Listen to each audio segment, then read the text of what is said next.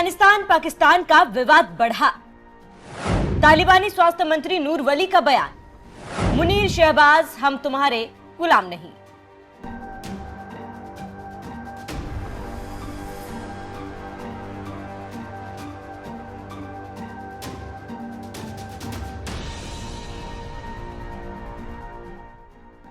नमस्कार, आप देख रहे हैं एनएमएफ न्यूज। मैं हूं आपके साथ शाफनी पटनायक। जब अफगानिस्तान से अमेरिकी सेना गई तो पाकिस्तान में जश्न का माहौल था।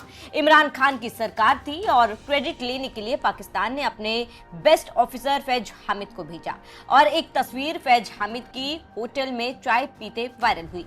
पाकिस्तानी सेना और सरकार को लगने लगा कि डॉलर कमाने का समय आ गया है, अफगानिस्तान को दबा कर रखेंगे और तालिबान चुपचाप सुन लेगा। लेकिन पाकिस्तान की सोच और तालिबान की सोच आपस में टकरा गई और नतीजा आपके सामने है, क्योंकि तालिबान सत्ता में आते ही क्या गलत है और क्या सही है इसकी पहचान की और पाकिस्तान से किनारा करके भारत के सामने मदद और दोस्ती का हाथ बढ़ाया।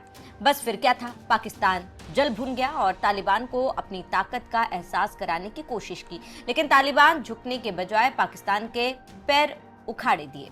और अब तो दोनों देश की सेना डूरंट लाइन पर खड़ी है और दोनों देश के लोग एक दूसरे पर हमला कर रहे हैं, लेकिन तालिबान झुकने के बजाय मुंह तोड़ जवाब दे रहा है। इसी बीच पाकिस्तान खतरनाक संकट से गुजर रहा है और वो है दवाइयां। जब सामने की लड़ाई में पाकिस्तान जीत ना सका तो गंदी हरकतें कर रहा है, अफगानिस्तान की दवाई रोक रहा है, जानकर कह रहा है कि जो खुद नंगा है वो क्या कर सकता है और क्या ही मदद करेगा, लेकिन मरता क्या ना करता ये जरूर कर सकता है कि वो तालिबान को परेशान कर सकता है। ऐसे में तालिबान झुकने के बजाय तनकर जवाब दे रहा है और इसी से पाकिस्तान परेशान है।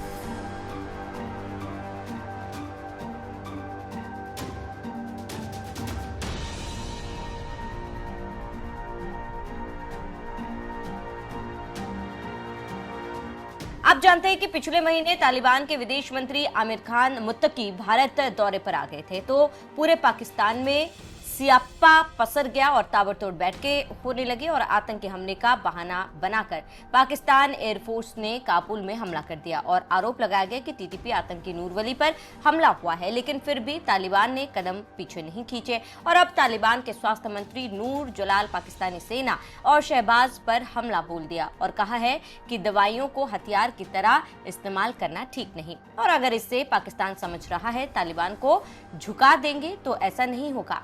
आप जानते हैं कि भारत दुनिया में आज फार्मेसी ऑफ द वर्ल्ड कहा जा रहा है, क्योंकि सस्ती, भरोसेमंद और बड़े पैमाने पर दवाइयां बनाने में भारत माहिर है और यही कारण है कि तालिबान सरकार ने पाकिस्तान पर निर्भरता खत्म करने के लिए भारत के हाथ मिलाया है और इसी से पाकिस्तान परेशान हो रहा है। आप जानते हैं कि अभी एक हफ्ता पहले ही तालिबान के वाणिज्य मंत्री भारत दौरे पर आए तो भारत और अफगानिस्तान की दवा कंपनियों के बीच 10 करोड़ डॉलर का करार हुआ था और ये सिर्फ एक डील नहीं बल्कि उस भू राजनीतिक शतरंज की नई चाल है, जहां भारत पहली बार खुले तौर पर तालिबान के साथ औपचारिक व्यापारिक रिश्ते बना रहा है और शायद यही बात पाकिस्तान को सबसे ज्यादा चोट पहुंचा रही है।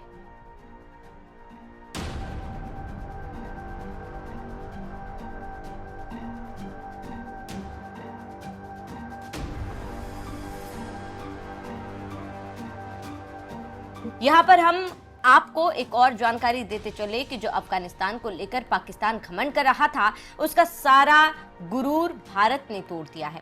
आपको जानकारी होगी कि कुनार प्रांत में 200 बेड का नया अस्पताल भारत बना रहा है। स्वास्थ्य मंत्री नूर जलाल के बगैर नाम लिए पड़ोसी पर ऐसा तंज कसा था।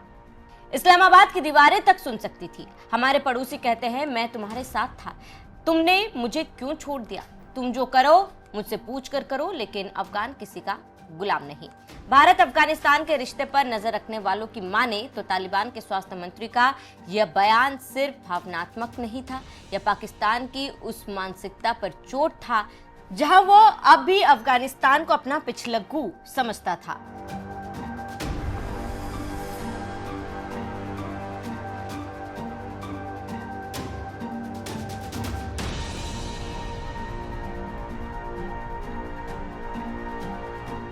तालिबान सरकार दावा करती है कि अब अफगानिस्तान में 200 दवा कंपनियां काम कर रही है और वो उत्पादन बढ़ाने की पूरी कोशिश कर रहे हैं, लेकिन सच ये है कि इतनी कंपनियां सिर्फ आशा दे सकती है, समाधान नहीं।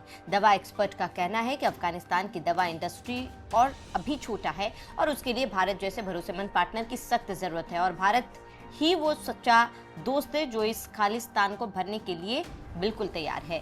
इधर दवा पर रोक, उधर पाकिस्तान के हवाई हमले, तालिबान और पाकिस्तान की दुश्मनी नया रूप ले चुकी है और दोनों तरफ से तोप गोला बारूद चल रहे हैं। भारत का अफगानिस्तान में प्रभाव पाकिस्तान को परेशान करता है। पाकिस्तान का मानना है कि तालिबान को हमारे कब्जे में रहना चाहिए, लेकिन तालिबान अपनी सारी ताकत अब विकास पर लगा रहा है और पाकिस्तान से हटकर भारत से रिश्ते सुधार रहे, लेकिन पाकिस्तान सुधरने देगा ही नहीं चाहता।